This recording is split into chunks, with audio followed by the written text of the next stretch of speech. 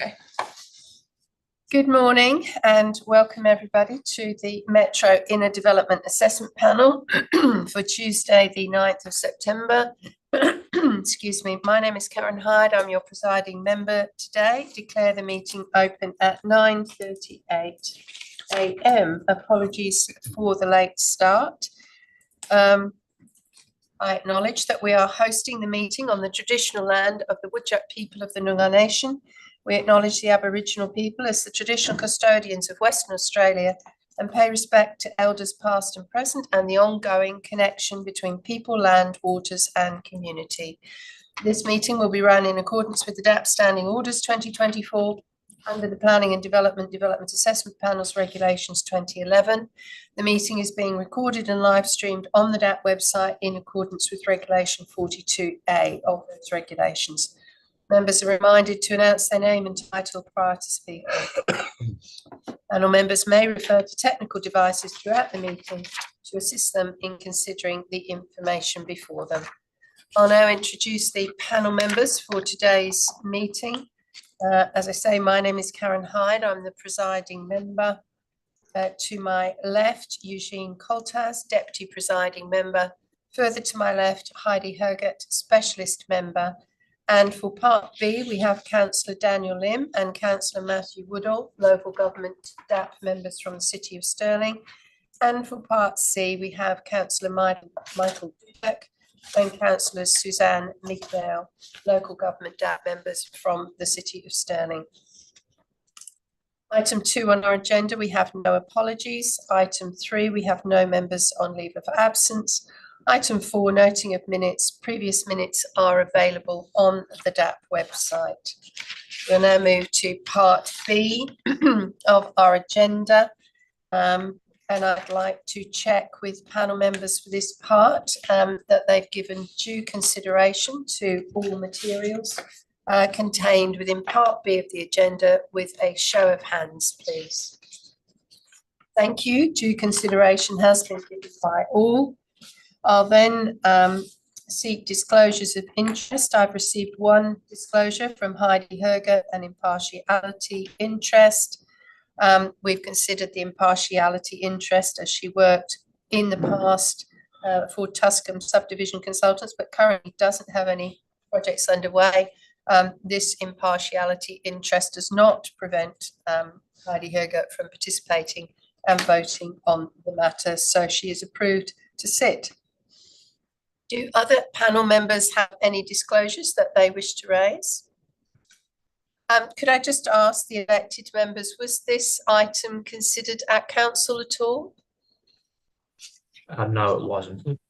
Okay, thank you, councillor. So we've no further disclosures of interest. We'll then move to the item, which is for lot 182, number 13, Maddox Crescent, Melville. Proposed for 4 group dwellings. There are no presentations requested. However, the applicant is online to answer questions should panel members have any questions of them. And we have, just checking with my agenda, who we've got. We've got Anthony Lee and James Teo from Tuscombe Subdivision Consultants. I'll invite panel members to ask questions. I'll refer to our panel members online at the moment. Councillor Woodall, did you have any questions for the applicant's representatives? No, I don't at the moment. Okay, thank you. Councillor Lim, did you have any questions of the applicant? I do not, Madam Chair. Thank you. Thank you. Panel members in the room, any questions of the applicant? No? Okay, we didn't have any questions for the applicant. We do appreciate them being available nonetheless. We'll now refer to the city officers who have just joined us. Welcome to the city officers. We have Liam Johnson and Troy Capalucci online. So I'll see if panel members have any questions of the officers. Councillor Woodall, did you have any questions? Yeah, I did have a question just in relation to the existing trees on site, and just from the report, it seemed to me that there would be some trees may be required to be removed, but I just wanted the officers to comment on that, and also in terms of the landscaping plan. From what I can tell from the report, it appears that there'll be mature trees planted, but I also wonder if the officers could comment on that. Thank you, Councillor. Liam or Troy, are you able please to respond to Councillor Woodall's questions?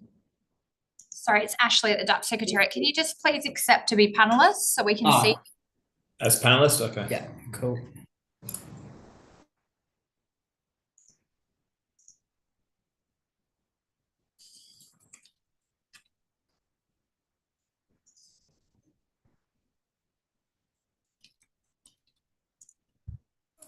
Hey, have you got us now?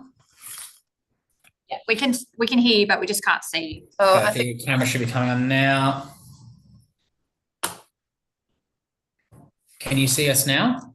no, your video is not engaged yet.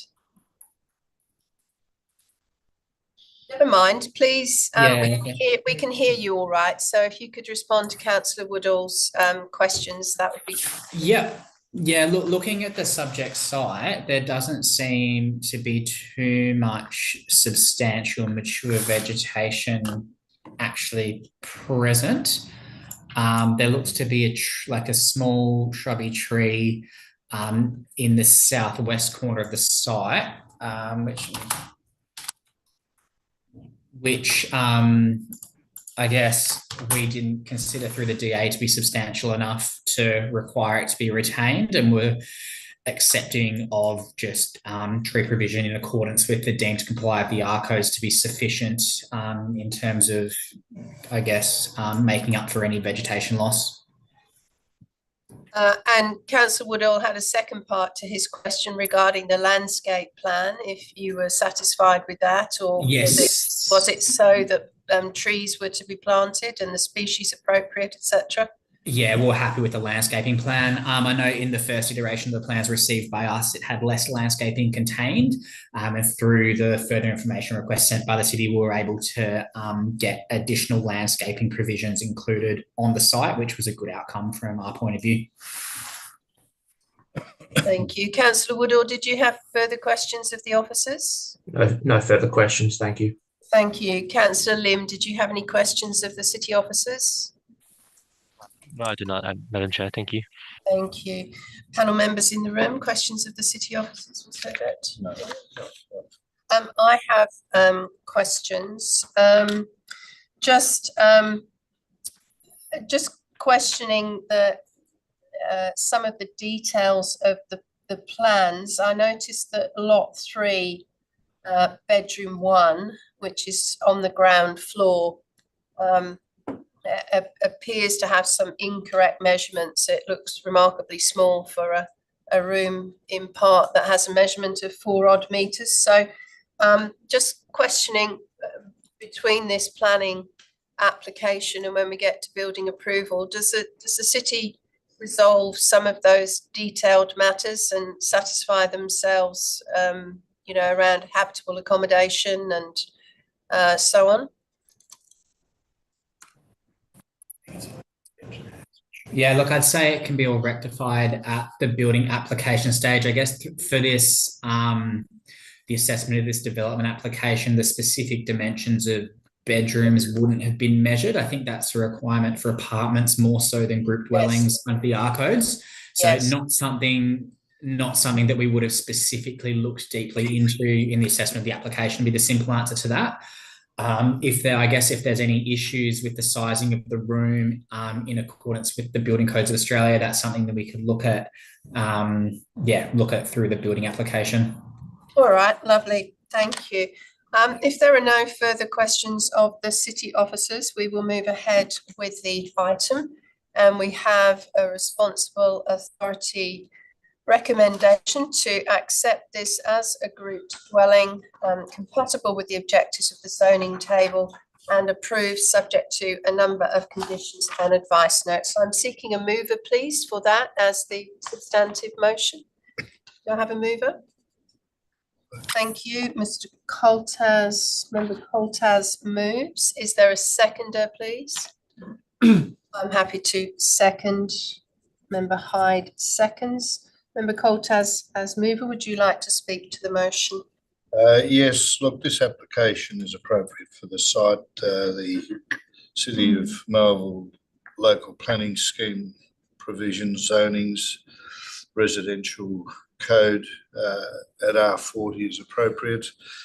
It was subject to an assessment under SPP 7 and generally complied with all of the requirements, with the exception of a number of variations for which discretion is sought, and there's several of them. Individually, they are generally minor in nature, things like a 0.03 square metre undersized to a bedroom, a 0.24 incursion on an upper floor to a street setback, garage is set back less than 2 metres from common property driveway, a wall to rear boundary, there's a reduced setback, one lot, excess site cover by 3.5%. So all of these were subject to assessments, and combined they have been deemed appropriate to use the discretion to approve, as they do not overall affect the amenity of the locality and adjoining neighbours, and the impact on the general appearance of the development is not great, and for the sake of efficient operation, the variations are supported by me. There's one major opening on on the drawing on lot 1. There's a cone of vision that could result in some overlooking to the adjoining lot, public open space. This aspect's been ameliorated by the utilisation of a sash window to reduce the cone of vision, and also to provide or incorporate skewer glass to that window. So, as I said, all of the number of variations, all individually minor in nature, and have been appropriately addressed, and the impact is minimal, so I'm supporting the application. Thank you, Member Colt. As a seconder, I'll briefly speak to the motion. This is obviously clearly defined as group dwellings, as they share the driveway. They are compatible with the zoning, with R40. They're a P use within the residential area.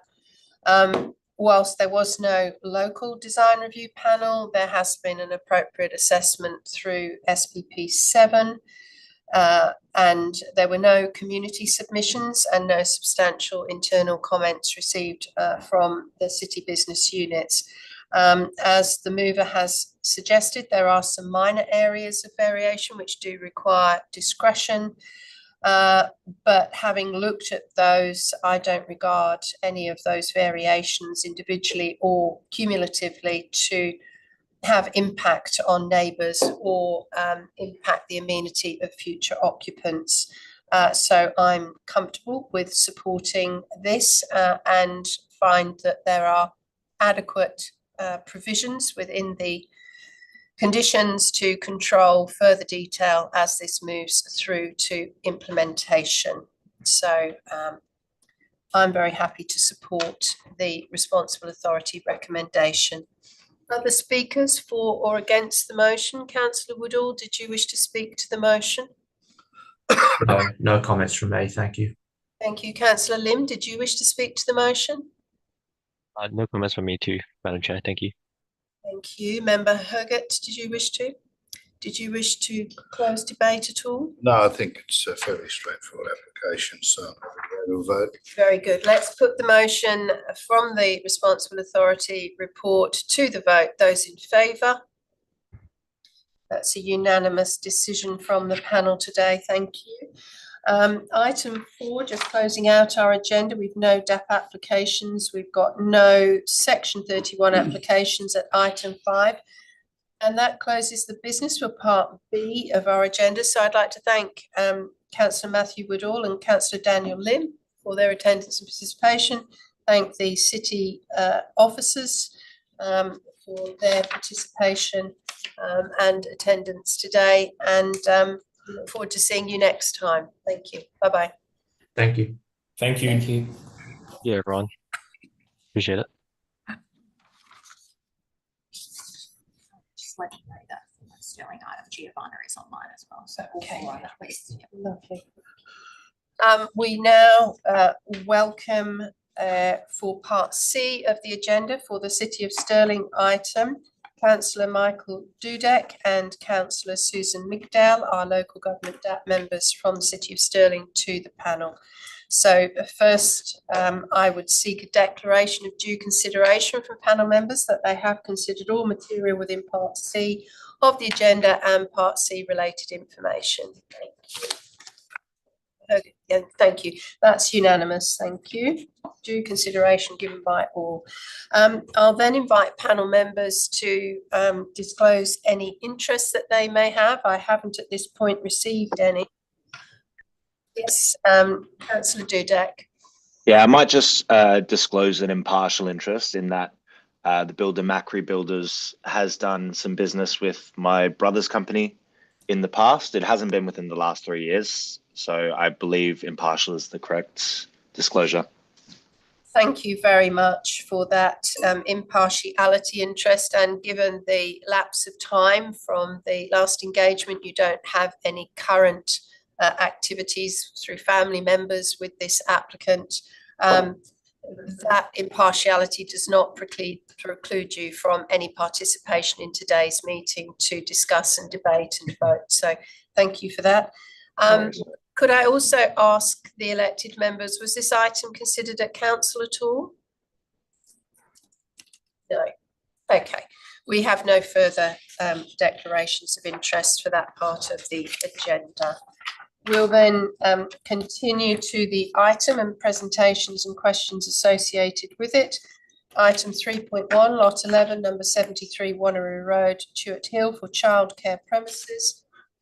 We have one request for a presentation from Alan Stewart, Lateral Planning, in support of the application. 3 minutes has been granted, no extension of time.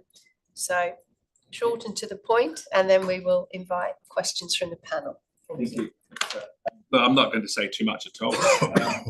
It's a good proposal. We've been at it for a while, actually. The first effort was a 2-storey building that the design review panel did not like at all.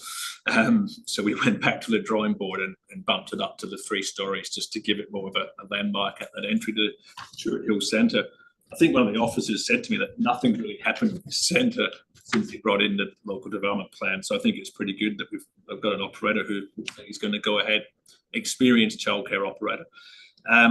So it's next to the primary school as well. So I think it's a pretty good site. But I did say in my presentation that we were seeking to delete condition 11, which was the one main roads were asking for a vehicle safety barrier because we thought it was an external play area in that front setback area. It's not. That's just a landscape buffer to Wanneroo Road. I have taken further instructions from our client, and in hindsight, he's quite happy to leave that condition as is. He just feels on balance, you know, it is a busy intersection. Hate to think if something happened and there was no barrier, so we're happy for you to leave that condition as it's written. Bit of a change of position there. Otherwise, you know, all the conditions are good, and we look forward to your support. Thank you. All right, thank you, Mr. Stewart. I'll invite panel members now to ask the applicant any questions they may have. Councillor Dudek, do you have questions of the applicant? No, all good. Thank you. Councillor Migdal, did you have any questions? You might want to come off mute, Councillor. All good, thank you. Oh, okay, thank you.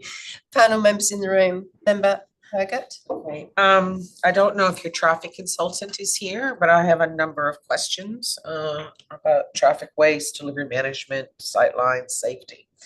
So I'll just get started. in the transport assessment, and I recognize that it fell under the relative ambit of what we call a TIS, less than 100 vehicles per hour generated. But I always look at these things sort of site context and site specific. Was there a queuing analysis done on Cape Street to see how far the queue at the signalized intersection extends westbound, and if there's potential for blocking at Acorn Lane? I would have to revert to the traffic statement. You mean a SIDRA analysis as such, or more just? Well, it doesn't necessarily have to be a SIDRA analysis. I could answer that question, but I'm not your traffic consultant. I could not see in the report that was done. If it's not in the report, that it probably wasn't done. Okay.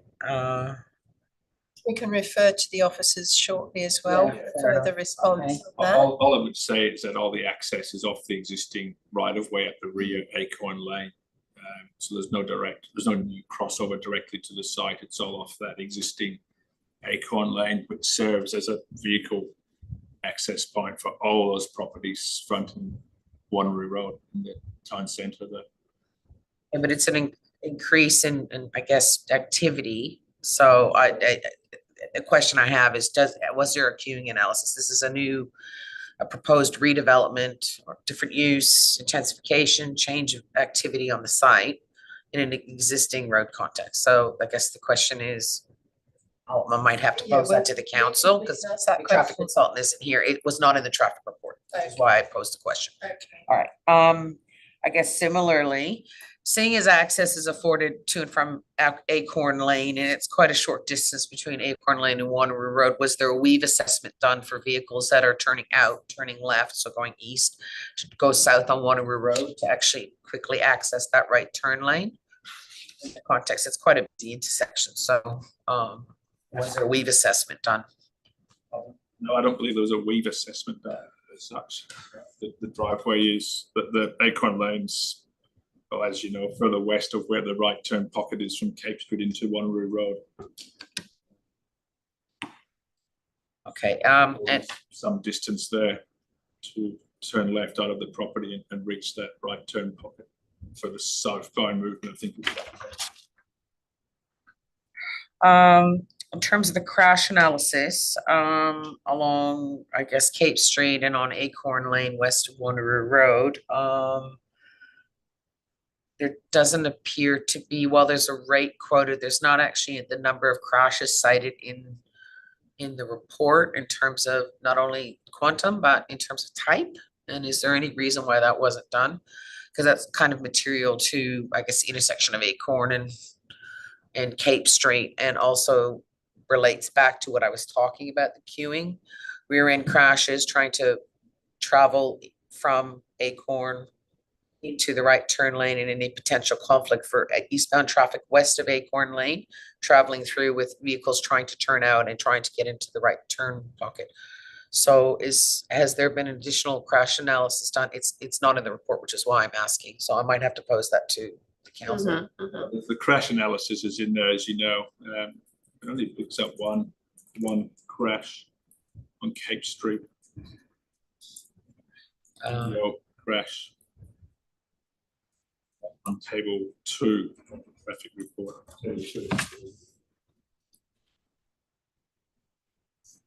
Okay. Yeah, I'll pose that to the All right. council. Sorry. Any further questions? Oh yeah, I've got a number. Okay. Now,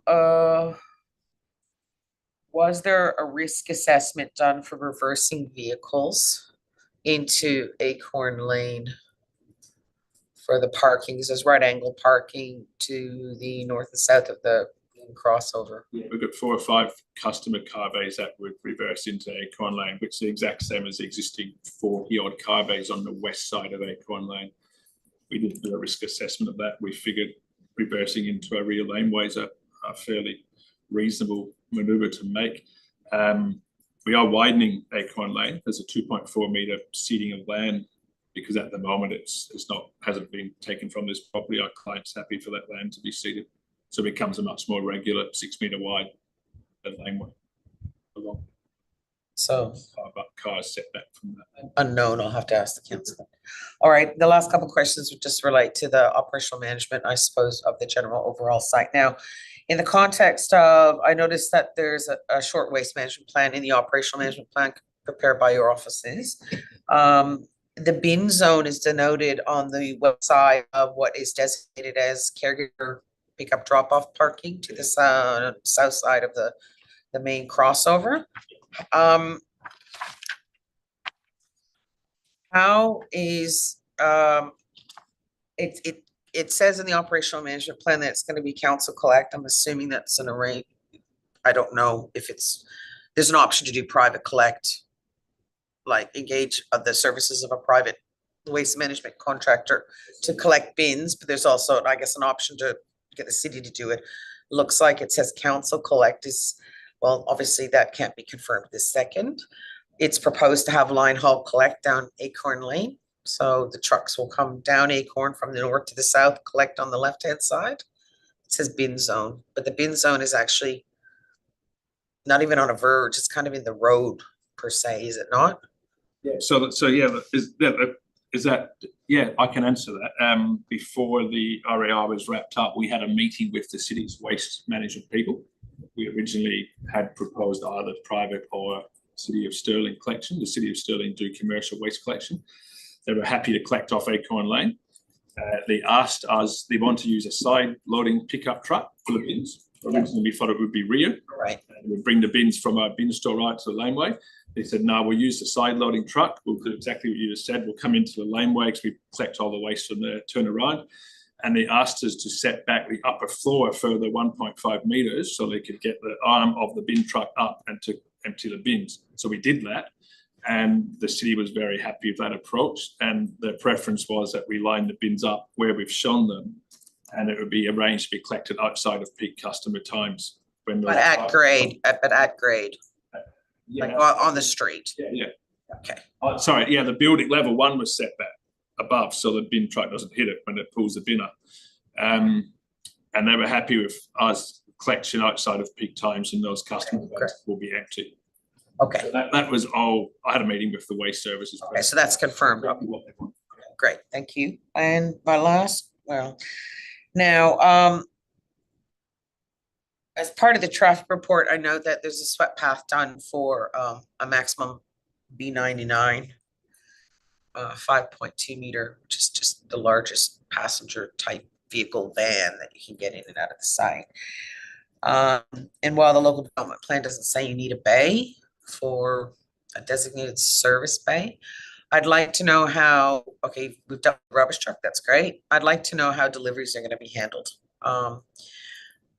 Now, I appreciate that contractors, they come in vans, sparkies, plumbers, I don't know, people dropping off office supplies, fair enough. And outside peak hours, cool.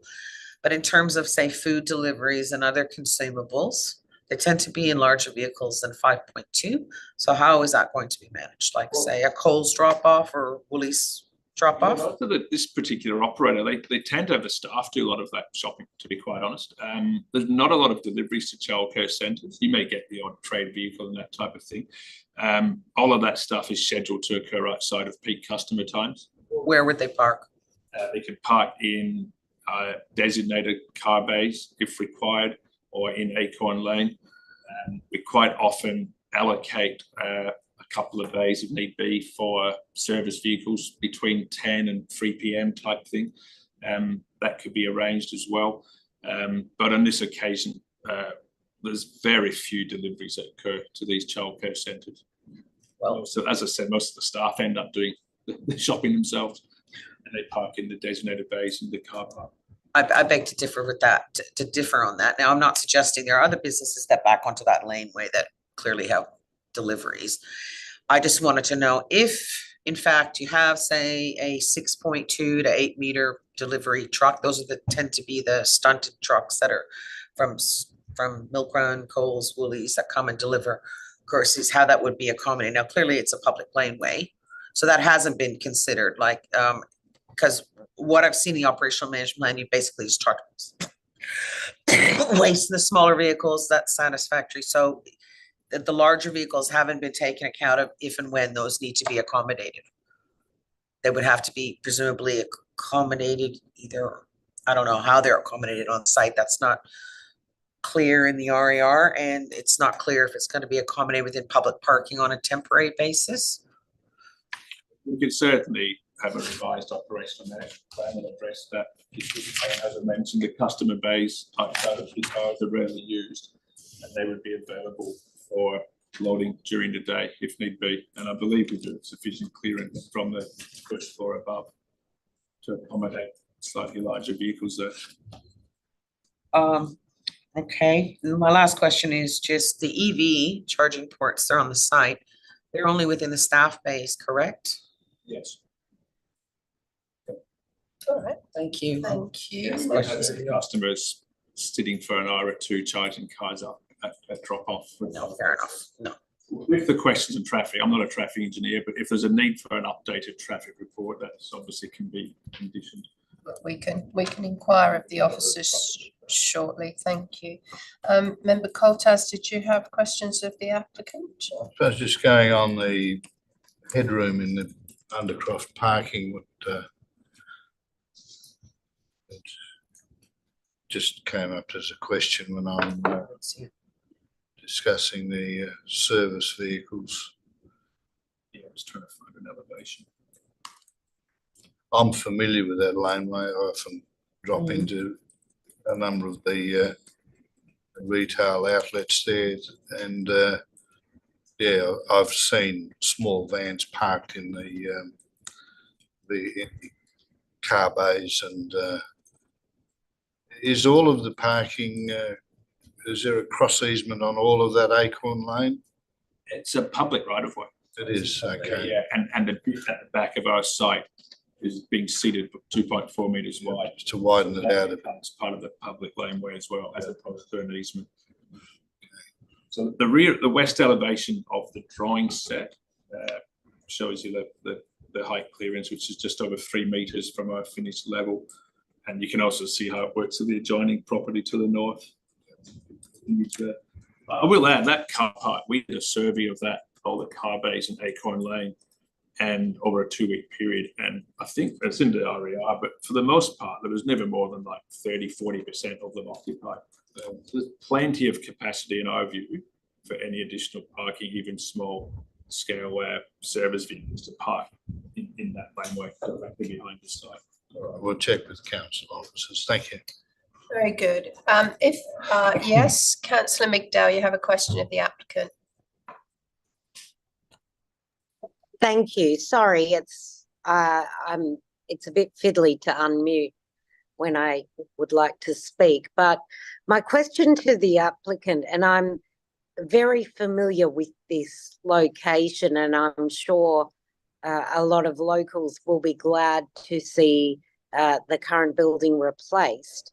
My question is this: given there are 6 car bays dedicated to staff and 6 car bays dedicated to pick up drop off, I dare say that we will all see Acorn Lane car bays, the public car bays, being utilised.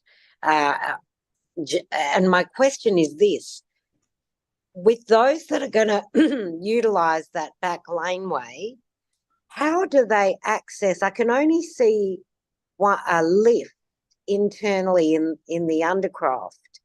How are they going to safely traverse the rear laneway in terms of egress? I'm trying to understand, are they going to walk from the laneway onto Cape Street to enter through the foyer, or I just can't quite get my head around how they're going to enter the building. Thank you. So if you look at the Undercroft floor plan, at the rear of those customer bays, the footpath area and a couple of gates which would be open during business hours. And that allows for pedestrians to walk from the car bays into the foyer of the building without going on the footpath. There is a footpath there, we'll be removing all the old crossovers to the old post office. Alternatively, parents who are in cars or walk up the footpath and into the foyer of the building. So if you look in that floor plan, there's paved areas all around the 6 visitor car bays in that area. There's one customer bay on the other side of the entry, so they would have to walk through onto the footpath. But the majority of those bays are directly connected to the footpath that's shown inside the Undercroft area. So are they stairs? Is that what you're referring to, the stairs, or? Oh, that's the fire escapes there. I'm referring fire to escapes. the foyer. The foyer. I see the footpath. Okay, so when they get into the foyer, don't they have to somehow go up to where the childcare is on the next floor up? Yeah, and there's a lift and stairs to do that.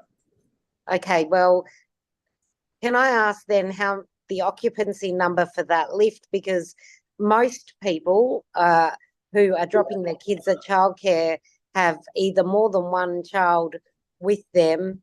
That tends to be the way. And I'm just wondering how they're going to safely traverse this. We are very comfortable that one lift is adequate to meet demand, if that's your question. What's the capacity of that lift, can I ask? Probably the capacity of a normal sized passenger lift, 15 people perhaps, 12 people. This is, I mean, the thing of childcare, not everyone turns up at the same time. It's not like school. I've been through childcare. I know childcare very well, and so that is why I ask. Councillor Migdale, it's quite possible we could ask the city officers. This might be something that's managed at a building permit stage potentially. So potentially, and I also just want to ask, coming from the rear from Acorn Lane, if they show, is there going to be a footpath reinstated from on Cape Street so that they can enter? Is there an entry point there on Cape Street I'm looking at? Yeah, there sure is. There's a footpath and we're removing the old crossovers, reinstating the footpath. Okay. And then the main entry to the building is directly off the footpath as well. Okay. Yeah. Okay, thank you. Thank you. Now we will go to the city officers with questions, and in the room at the city we have Sam Mitchie, Dean Williams, James Fletcher and Giovanna Lambaka. So I'll go to the elected members first. Councillor Dudak, did you have questions of the city officers, please? Just a couple short ones, but just continuing on the parking, obviously the maximum staff on site at one time is 20. However, only 6 bays are being required, or staff bays are being required. If I can just ask the city officers regarding this inconsistency, what's the standard for this sort of development? And obviously the fact that they're going to be using Acorn Lane not as temporary drop-off, so to speak, but the staff are likely going to be there all day. How much capacity is this expected to take up? To the city, yes. Through the chair, thank you for the question. As this site is located within the Chewett Hill local development plan area, there's a different rate applied for parking as opposed to the city's standard local planning policy 6.7. The rate for this site is 3 bays per 100 metres squared of NLA. So the development requires 13 bays. It's provided for 13 bays. It's as part of the transport impact assessment submitted and the applicant's operation management plan. They've allocated the bays for staff, which could be utilised throughout the day. So outside peak pickup times, they can be used for staff as well as some of the additional bays available in Acorn Lane. In terms of the peak periods and in terms of pickup and drop off, the city has reviewed the TIA and there's sufficient bays available to accommodate the peak demands for pick up and drop off. So basically there's conservatively a 10-minute turnaround time on a bay where it's occupied. and that accommodates for the peak demand of trips, with additional capacity in Acorn Lane should there be, any capacity of the site at that point. So it could still be used temporarily to accommodate the peak demands if for some reason everyone dropped in at one period. Okay, and just on the impact of the Acorn Lane parking, how many staff on average are going to be on site or at the peak periods that will need to be accommodated? So they have a condition imposed for the capacity of it, but basically it's in accordance with the operation management plan and by the provider. So they have staff come in at different times to accommodate the different peaks. So it's not necessarily a set amount added, but as children arrive at different times, then the carers, educators, come in to accommodate it. So they never have all the educators in that peak period because not all the children are at that come in at that point either. So the operation and management plan and how the provider will operate will address that matter. All right. Just on page 3, our condition 3, it talks about should the tree die or be removed, it shall be replaced by a medium-sized tree to the satisfaction of City of Stirling. Just wondering, is that tree required to be planted in the same place as the current one, or does this need to be added as an amendment, or is this does replaced basically cover the location as well? In regards, thank you for the question. In regards to the tree placement, if that tree were to die, there would be sufficient room within that additional front landscaping area for it to be provided. It doesn't necessarily have to be the exact location. It would just have to ensure there's sufficient soil space available. So there's a pretty big landscaped area at the front of Wanneroo Road. So a tree could be provided within that area to replace if necessary. Understood. I'm just concerned about the inconsistency between what residents are required to do with verge trees in the City of Stirling, where they do need to be replaced within the same location. They were to die, I believe, and why that hasn't been imposed here. And so this condition means that it can be planted everywhere. Is it appropriate for an amendment to be passed if we were to ensure that it's planted in the same place?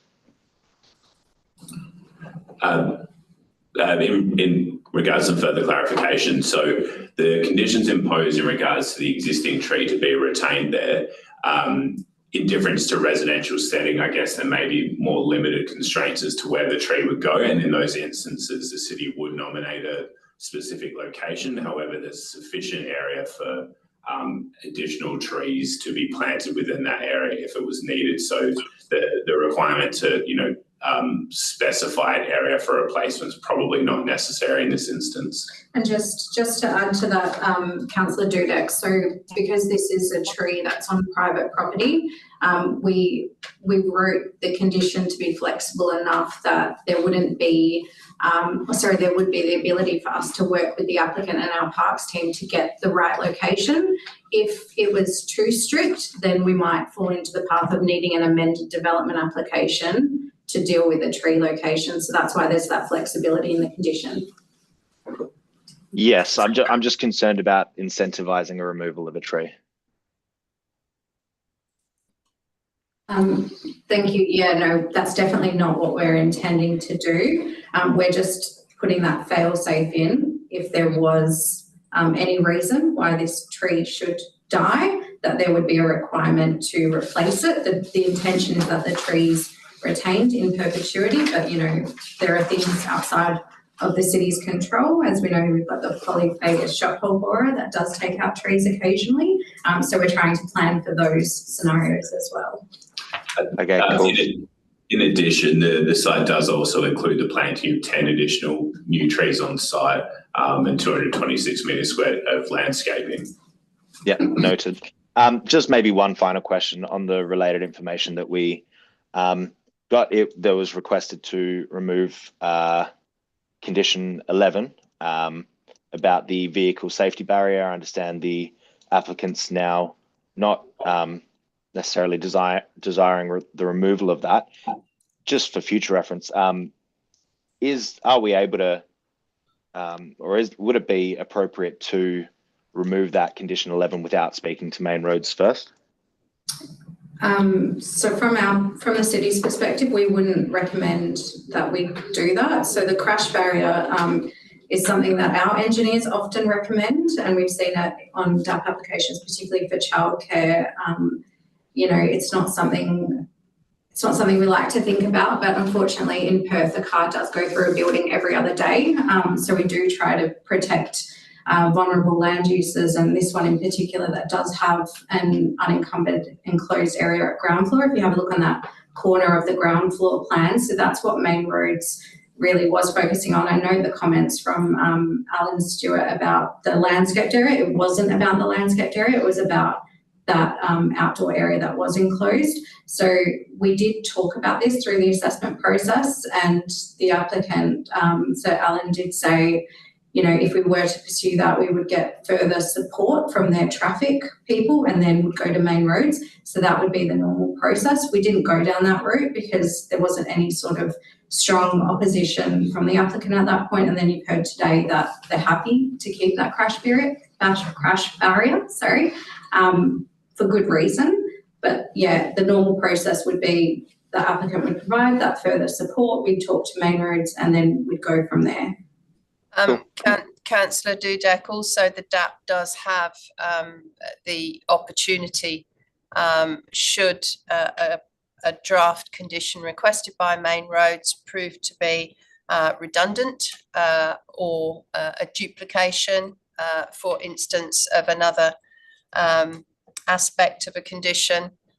In this case, there did seem to be some level of misunderstanding, that it is not a play area, therefore one could determine that it was a redundant condition. But however, the applicant, as you rightly recollected, has decided that they're comfortable with this condition. But there is, in some cases, the ability of the DAP to remove that. Cool. That's all from me. Thanks. Thank you. Councillor Migdal, did you have questions of the officers? I think you were inquiring around lift capacity and things like that. Yes, I will just direct that question to the officers. If they have the answer, that'd be great. Thank you, Councillor Migdal. So I did get some advice from our building team, and the NCC doesn't specify a capacity limit that a lift has to comply with, i.e. maximum number of persons accommodated. It does refer to obviously other emergency factors like lighting, access for people with a disability and dimension. So those aspects will be considered as part of the building permit, but not necessarily a capacity. And thank you. And through you, Chair, to officers, how do you see those that will inevitably be parking on Acorn Lane safely traversing that lane in order to access this building? I'm just trying to understand how they're going to get from the lane. Are they going to have to go under through the car park there? Or for those that try to come up Cape Street, how are they going to, what have we got in place for them to safely traverse the egress access point of the lane? Thank you, Councillor Migdal. So as Alan did mention, so you would cross, you go under the basement.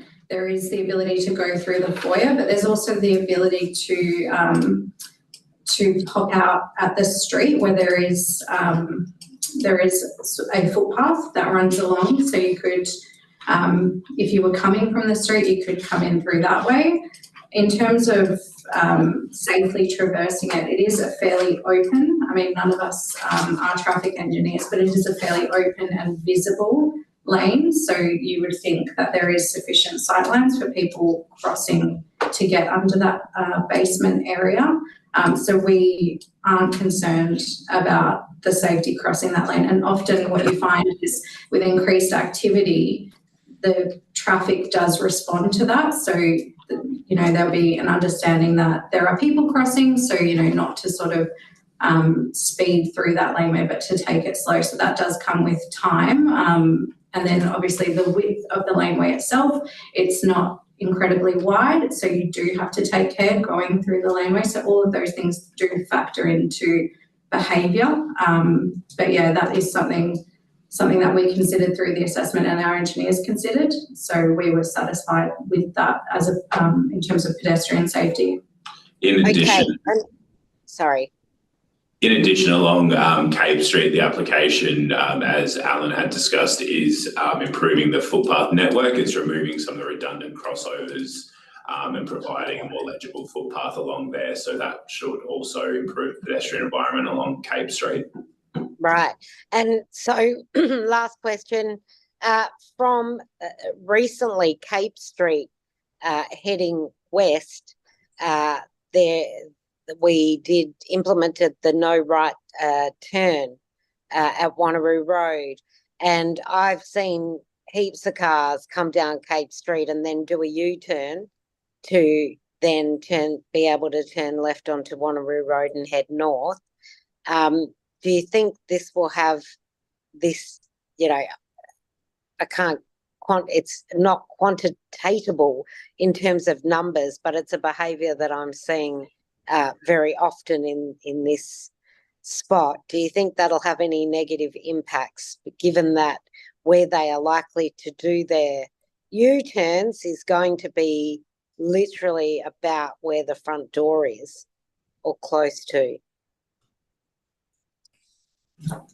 Thank you for the question. As part of the city's assessment, the transport impact assessment application was referred to the city's engineering business unit. There's no safety issues identified as part of that, as part of this application that would cause concern from the city's perspective. The city, in undertaking that assessment, reviews these matters, and if further information or measures would be required to restrict those, these would have been discussed as part of the assessment and recommended. So there's no issues from the city's perspective regarding this matter.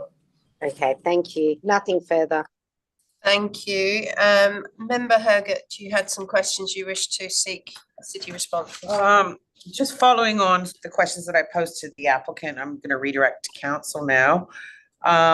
They're more specific in terms of information that either hasn't been addressed, is unclear, is lacking. Has the council considered issues such as queuing back to Acorn Lane along Cape Street in the context of the redevelopment, considering that there's a traffic light, a traffic signal at Cape Street and Wanneroo Road, so it's sort of eastbound traffic backing up, and any implications for increased traffic going in and out of Acorn Lane associated with the redevelopment in the context of that queuing. And I guess in a related on a related matter, we've assessment of vehicles exiting Acorn Lane and wanting to turn south, eastbound to southbound onto Wanneroo Road in the context of that short section of road. Has the city requested information in relation to that? Has that been looked at? Because while there is a section from Wanneroo Road downstream, that would be obviously under main roads, but beyond that is the city of Stirling. Do you want a response from that now? Yeah, those two issues.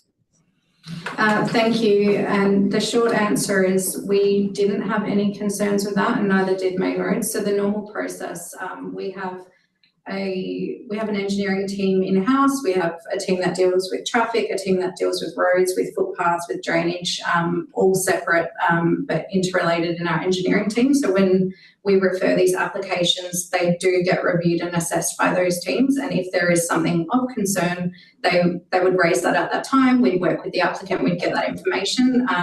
We don't receive a full assessment, their full assessment. They would raise things that were of concern. So we didn't have any of that come up through this assessment. And likewise with Main Roads. So Main Roads, again, they have experts in-house, and this application is referred to their referrals team, and that is referred on.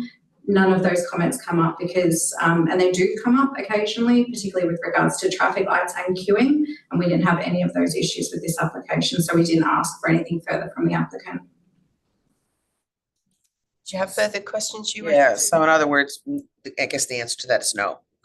Was this information looked at? Were these issues looked at?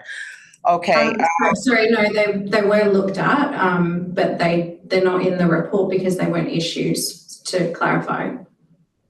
So they do get assessed by our experts, but they weren't issues, and the report really does focus on key issues. The assessment, you know, we have lots of experts. We have an environmental health team, we have a building team, but we don't put that entirety of the assessment in the report. So no, they're not issues, but they were assessed. all right, I guess my last question for council, in terms of delivery management and the types of vehicles that are larger than the B99 that have been flagged in both the traffic report and the operational management plan.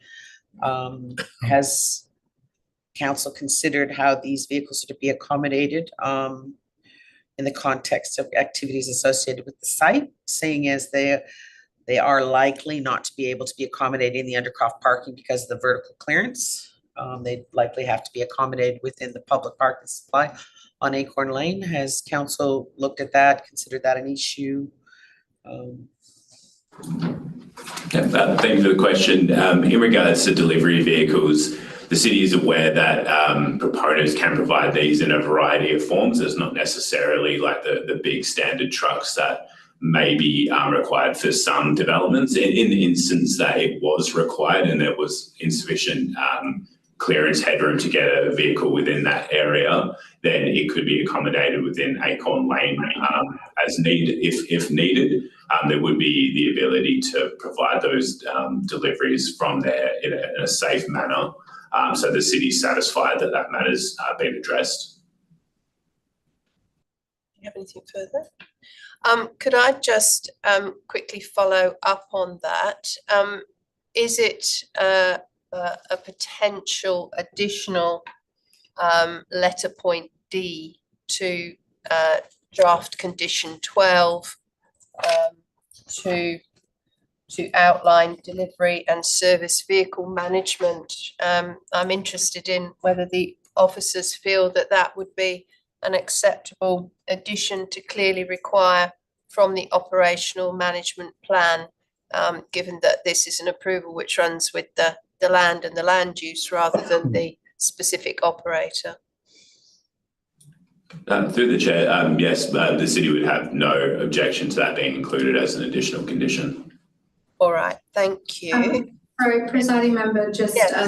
another point, because I can feel potentially questions wrapping up. Just with the preamble of our recommendation, where it says approved, et cetera, it refers to condition 3. And so that numbering has shifted because our original condition 1 was deleted. So that needs to say condition 2. So relating to the plans, et cetera. So just something for the panel to note. Oh, right, thank you. As just an administrative, so in that preamble, it would refer to condition 2 rather than condition 3. All right, thank you very much, Ms. Limbarker, for that clarification.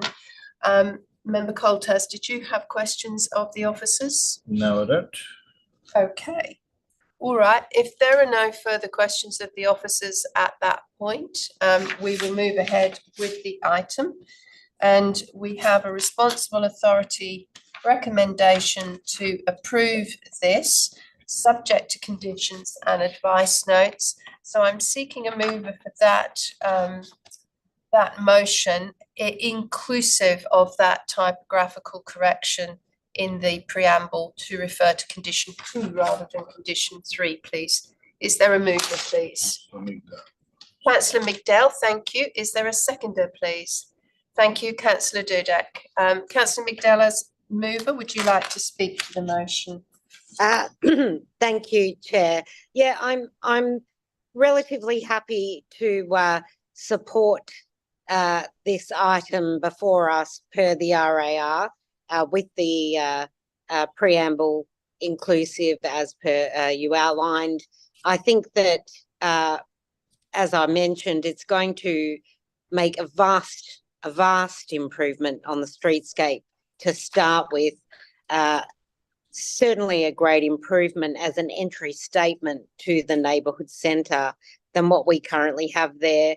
There's also the fact that you have the primary school very close by, and no doubt it will be a great addition to many parents who will not have to travel quite as far and wide to ensure that their children are cared for while they go off to school, etc., or work rather. I do note the development includes 22% or over landscaping on site, which is double the required minimum of 10%. And I think that is an excellent outcome with the 10 advanced trees included there. And I also note Wanneroo Road, a primary regional road, certainly has adequate and consistent public transport available. So the one car bay shortfall does not raise any flags to me. And given the comments from city officers, I feel quite confident that we will see good outcomes achieved here. The bulk and scale concerned me initially, though I do believe in hindsight, looking at the notes coming back from the DRP, we've seen lots of red go to lots of amber with a couple of green shoots. Potentially another go round could have arrived at even more positive, higher and better outcomes, but I feel comfortable in supporting this today. Thank you. Thank you, Councillor Migdal. Councillor Dudek, as seconder, would you like to speak to the motion? Not really, just praying that the palm tree doesn't fall victim to the polyphagous shot-hole borer, I guess. Other than that, all good. Thank you very much. Other speakers for or against the motion? Yes, Member Coltaz? Yes, I'll speak for the recommendation. As I said, I'm familiar with the site. It's a very old building, and the architectural renders for this proposal show that it'll be a landmark building on a prominent location, entry to the local centre. The uses are, or the use is permissible under the local planning strategy and also the zoning. The design review panel had a couple of goes at it, and whilst it generally satisfied a number of the requirements of the design review panel, the items that perhaps the design review panel sought additional information or changes weren't considered necessary by the city's review, the officer review. There was only 6 objections, and the concerns of traffic, insufficient parking, noise, safety for children and building height were all not considered serious enough to warrant changes or refusal. The agency referrals, only main roads wanted a requirement for a crash barrier, and that's been incorporated. And also some noise issues main roads were concerned about have been incorporated into the design of the building. The locational criteria are satisfied. It's on a major road. It's in a local centre adjacent to a primary school. So that ticks the question of that. In terms of the building height, setbacks, location criteria, they're all generally satisfied, and any concerns and changes are to comply with conditions. So I think that the seeding of the additional width of Acorn Lane or land onto Acorn Lane is going to be a benefit to the overall function of that lane. There's an operational management plan and acoustic assessment with recommendations that have been incorporated into the conditions. So overall, I think it'll be a good development and a prominent landmark for the Chewett Hill location. So I'm supporting it. Thank you, Member Coltaz. Member Hergot, please to speak to the motion. Propose a condition. You would like to propose an amendment. You want to outline the amendment, and then Yeah, we'll okay. seek a seconder. Yeah, okay, I'll speak to the application first. All right. Okay, in terms of built form, scale, location, it's I support the proposal in terms of the location in which it's set in the local area. It'll cater obviously to a need that's been it's overdue. I've got some significant concerns with respect to how the safety issues have been addressed. It's not to say that it's not a safe proposal. I just think that the information provided in the RAR is lacking, and my questions haven't been answered today. So I would like to propose an amendment to the RAR in terms of an additional condition that a detailed traffic safety assessment be undertaken prior to issuance of building permit that will address specifically vehicle queuing along Cape Street in the context of future operations at Acorn Lane. Can you go a bit slower? I'm trying to write this down. So I've got the wording so far, a detailed traffic Safety operations assessment undertaken to address the prior to building permit to address the following issues. Yeah. Number 1 or A, the impacts on vehicle queuing along Cape Street between Wanneroo Road and Acorn Lane. Yeah. A weave assessment. So just did you say on Wanneroo Road or No, on Cape Street? On Cape Street. Cape Street and Acorn Lane. On Cape Street between Wanneroo and Acorn. Oh, Lane. okay. Okay, thank you. B, a weave assessment. Yeah. For vehicles exiting Acorn Lane. Yeah. Wishing to turn southbound on Wanneroo Road.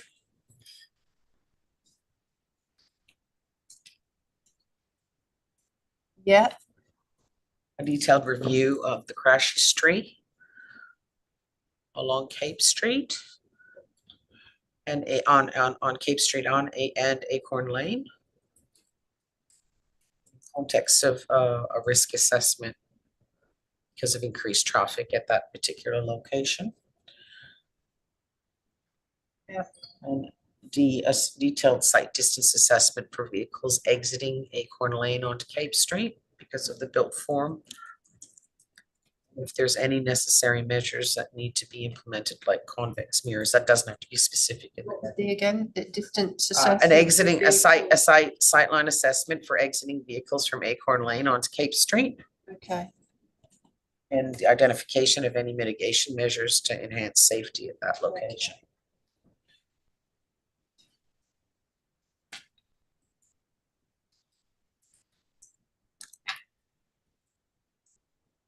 Okay, so this amendment 1 is moved by member Herget. Is there a seconder, please?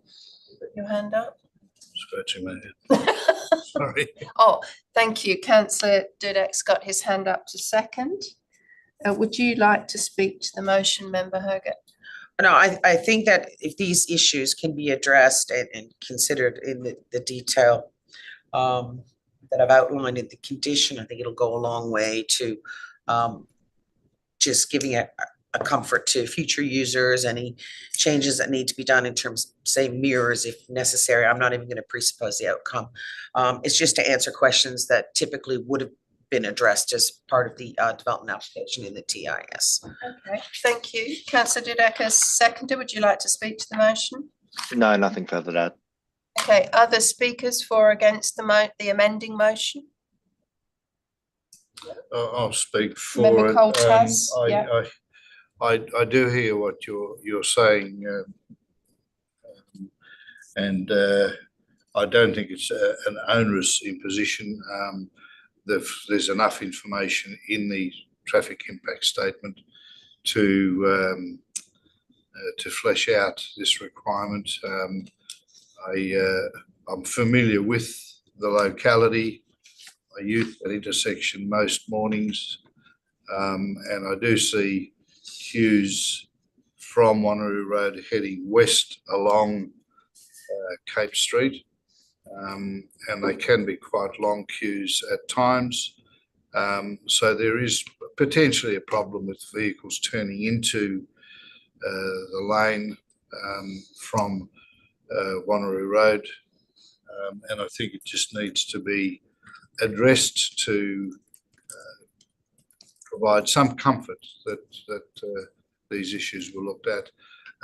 I understand Councillor McDowell's concerns about vehicles driving down Cape Street, doing a U-turn and heading west along, north along Wanneroo Road. I think that's outside of the ambit of this particular proposal, but if it's picked up, then perhaps there's a need to increase length of a median through there. That might be a byproduct of this assessment, which isn't necessarily the concern or the requirement placed on this application, but it could be picked up as an aside. So I'd be supporting the amendment. All right. Any other speakers on this amendment before we vote? Did you wish to write a reply or anything? No. Okay. All those in favour of this amendment as outlined? That's 4. Those against, that would be me. The motion is carried 4 votes to 1.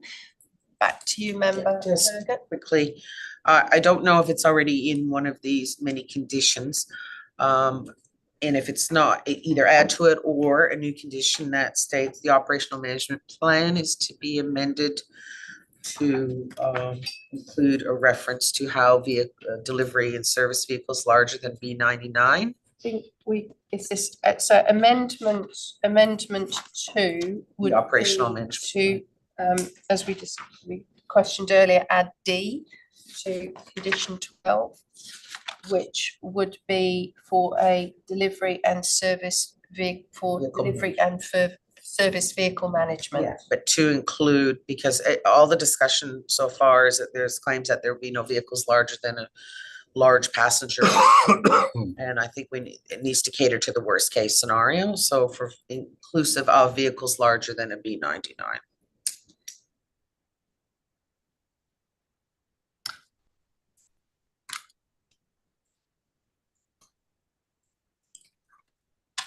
Should that be the case? I'm happy to second that amendment. Did you wish to speak further? Can I have the wording of it? Yes, please. Sorry. So delivery and service vehicle management inclusive of vehicles larger than B99, is that right?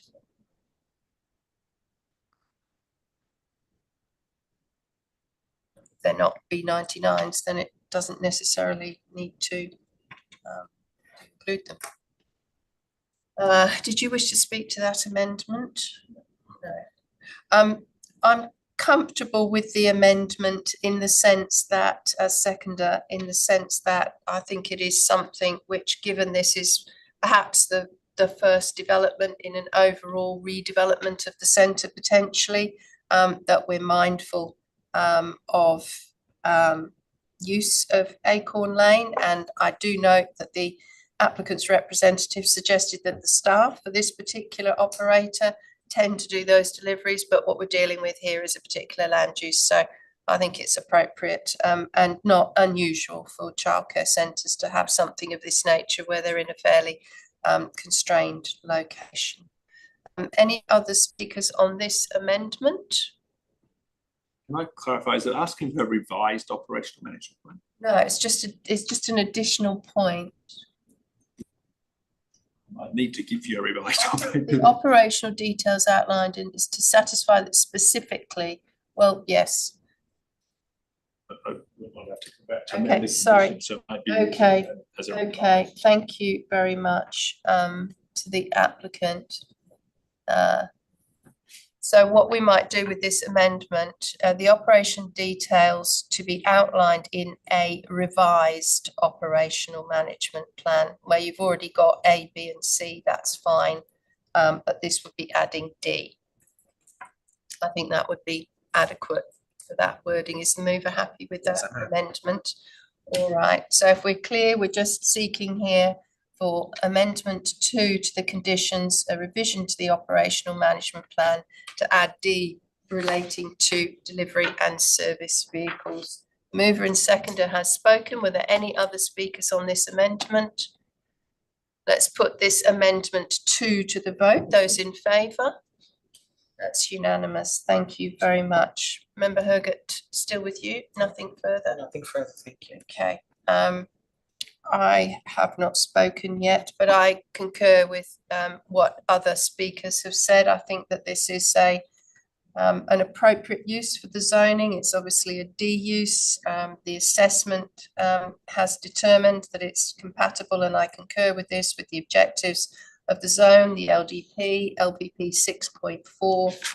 I think the height and the scale is fitting for this corner location. I'm broadly comfortable with the majority of the traffic management, say perhaps those delivery aspects.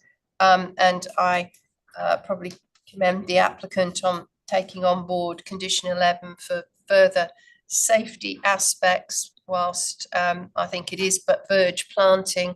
I think given the sensitivity of the occupants of the centre and some awful stories that we see appearing in the news, it's very commendable that the applicant is taking on that role to install further safety aspects for vehicles near this centre. So I'm very happy to support the motion as amended. Councillor Migdale, as mover, therefore, I return to you to have the right of reply or close debate. Thank you. Nothing further to add. I think that we have robustly dissected this application, and yeah, I'll look forward to seeing it built. Thank you. In that case, I will put the motion as amended to the vote. Those in favour? It's unanimous. Thank you very much. Just briefly then, to close out our agenda for this part of the meeting, we have nothing further at Form 2 and no further Section 31s. In terms of other business, there are a number of SAT applications before this Metro Inner DAP, but nothing at the moment that I can see for the City of Stirling. So at this point, I would like to thank Councillors Dudek and Migdale for attendance, thank the rest of the panel in the room, thank the officers for responding to our questions, and the applicant also for presenting and responding, and Secretariat for keeping us running. And meeting close at 10:55. Thank you. Thank you. Thank you.